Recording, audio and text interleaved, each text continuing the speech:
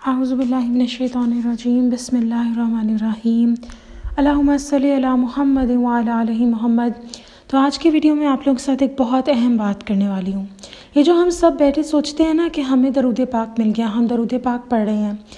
یا فلاں وقت میں ہم پڑھ رہے تھے، یہ سب ٹرسٹ می آن دس، آپ پہ کرم ہے تو آپ پڑھ رہے ہیں۔ بہت سارے ایسے لوگ ہیں، بہت سارے کیا سینکڑوں ایسے لوگ ہیں، اور میری دعا ہے کہ اللہ تعالیٰ ان سب کو درود پاک کی رحمت سے نوازے۔ بہت سارے ایسے لوگ ہیں جو کہ درود پاک پڑھ ہی نہیں رہے،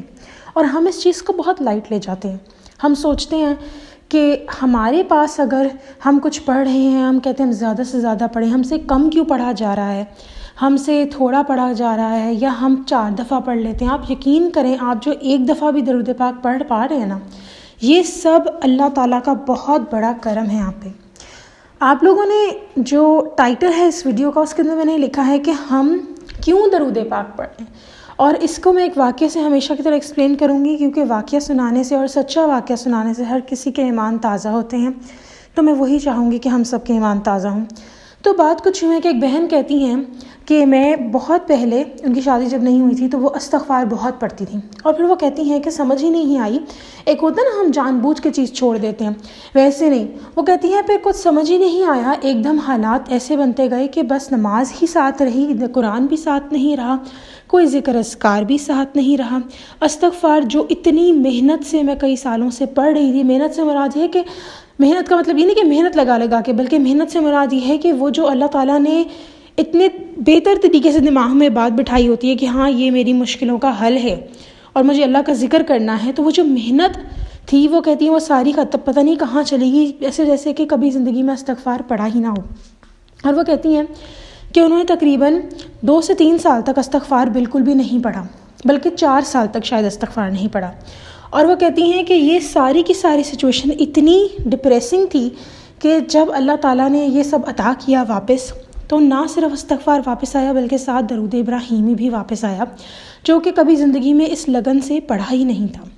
وہ کہتی ہے کہ آج درود ابراہیمی پڑھتی ہیں، استغفار پڑھتی ہیں، قرآن پاک نماز بھی پڑھتی ہیں۔ یہ سب اللہ تعالیٰ کے کرم ہے، اللہ تعالیٰ کی نوازش ہے۔ لیکن جو بیچ کے حصے میں، وہ کہتی ہیں جب میں نے استغفار نہیں پڑھا تو میں نے اللہ تعالیٰ سے معافی مانگی کہ پتہ نہیں میرے کون سے گناہ تھے،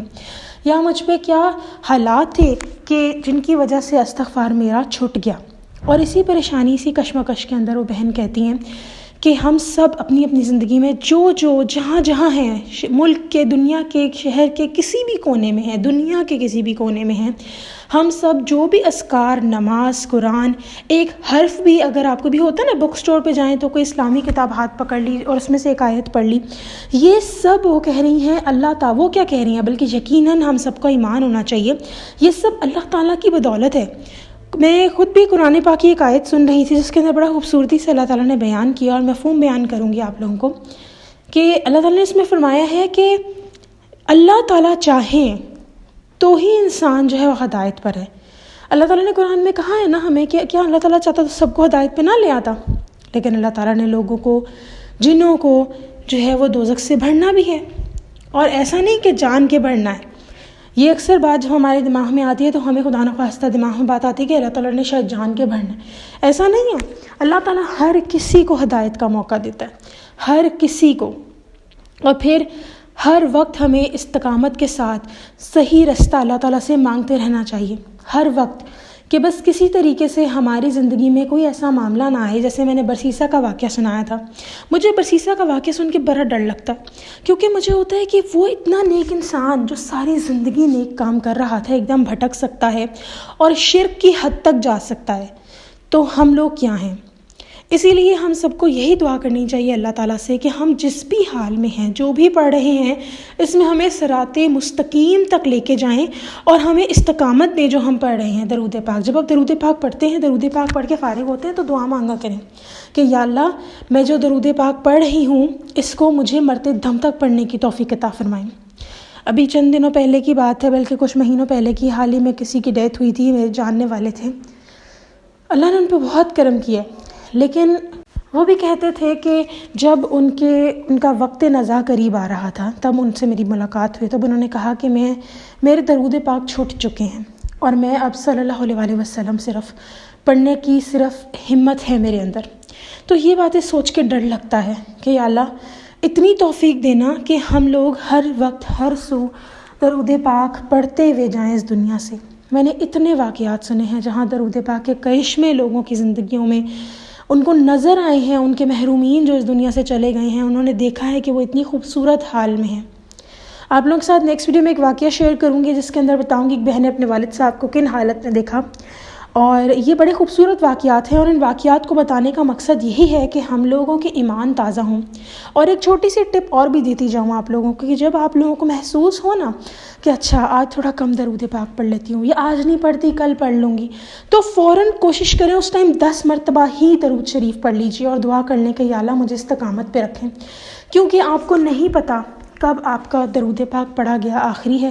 زندگی کا تو آخری وہ تو الگ بات ہے، کب آپ جیسے ان بہن کے واقعے سے پتہ لگتا ہے کہ 3-4 سال تک ان کو استغفار پڑھنے کی توفیق نہیں ملی، تو کب پتہ لگے ہم کب بھٹک جائیں، ڈر لگتا ہے بہت، یقین کریں۔ میں اتنے دنوں کبھی آج کل تو بہت زیادہ ہو رہا ہے کہ میں ویڈیوز نہیں بنا پا رہی مصروفیت کی وجہ سے، اللہ تعالیٰ سے دعا کرتی ہوں اور یقین رکھتی ہوں اس بات پہ کہ جب اللہ تعالیٰ نے چاہا تبھی آپ لوگوں کے لیے میری طرف سے ایک ویڈیو آ جاتی ہے۔ سم ٹائمز مجھے خود بھی نہیں پتہ ہوتا میں نے کیا کہنا ہے، خیال ہی نہیں آتا کہ کس بارے میں بات کرنی ہے، اور کبھی کبھی تو ایسے ہوتا ہے کہ ویڈیو بناتے بناتے ہی 3-4 مزید باتوں کے بارے میں پتہ لگ جاتا ہے کہ اچھا یہ بھی بتانا ہے آپ لوگوں کو، لیکن کبھی کبھی کچھ بھی نہیں آتا دماغ میں، تو میری کوئی حیثیت نہیں ہے، میری کوئی اوقات نہیں ہے کہ میں آپ لوگوں کو یہاں بیٹھی درود پاک کے بارے میں بتا رہی ہوں۔ یہ سب اللہ تعالیٰ کے ہی فیصلے ہیں، میری جگہ کوئی اور بھی ہو سکتی ہے، اور اس دنیا سے پتہ نہیں میں نے کب جانا ہے، لیکن میں دعا کرتی ہوں ہم سب بہن بھائیوں کے لیے کہ ہم سب درود پاک کی برکت سے مستفید ہوتے رہیں۔ ہمارے جو لوگ درود پاک پر لگ گئے ہیں ان کا کبھی چھوٹے نہ۔ آپ لوگ کیوں پریشان ہوتے ہیں اگر آپ کی کم تعداد ہوتی ہے؟ آپ بس چھوڑیں مت۔ میں ہمیشہ یہی ویڈیو میں کہتی ہوں کہ آپ لوگ چھوڑیں مت، پلیز چھوڑیں مت، پڑھتے رہیں، مت کریں اس بات کو، مت سوچیں، کوشش کرتے رہیں کہ میں نے 1000 تک جانا ہے اپنی۔ وہ کہتے ہیں نا کہ اکثر اوقات ہم لوگ ٹریڈ مل کے اوپر، اگر آپ نے ٹریڈ مل یوز کیا الیکٹرک ٹریڈ مل، تو جو لوگ جن کو کرنا پسند ہے ان کا ہمیشہ دل کرتا ہے کہ وہ زیادہ سے زیادہ مائلز رن کریں، اور وہ جو ایک اپنے آپ کو بندہ چیلنج دیتا ہے اس کو پورا کر بھی پاتا ہے۔ اللہ نے ہمیں اشرف المخلوقات بنایا ہے، پھر بھی آپ دیکھیں جو جن ہے وہ بھی ایک مخلوق ہے، اللہ نے قرآن میں بھی ان کا ذکر کیا ہے، اور ہم نے ایک واقعہ سنا تھا جس میں ہم نے دیکھا کہ جن کو بھی اللہ تعالیٰ نے جب وہ درود پاک پڑھ رہے ہوتے ہیں تو وہ کہتے ہیں کہ ہم اتنی تعداد میں پڑھ جاتے ہیں، لاکھوں کی تعداد میں پڑھ جاتے ہیں، اتنی ان کی سپیڈ بن جاتی ہے، اتنی ان کے پاس طاقتیں ہیں کہ وہ ادھر سے ادھر چلے جائیں، وہاں سے یہاں آ جائیں، ٹھیک ہے۔ لیکن انسان کو ہی اللہ تعالیٰ نے کیوں اشرف المخلوقات کہا؟ کیونکہ ہمارے اندر ایبلٹی ہے ناممکن کو ممکن کر دینے کی، اگر اللہ تعالیٰ کی رضا ہو تو۔ اور اللہ تعالیٰ ایک ہی بات کہتے ہیں کہ اللہ تعالیٰ کی مدد، اللہ تعالیٰ کہتے ہیں میں تمہارے پاس ہی ہوں، اللہ تعالیٰ کہتے ہیں میں دعائیں قبول کرنے والا ہوں،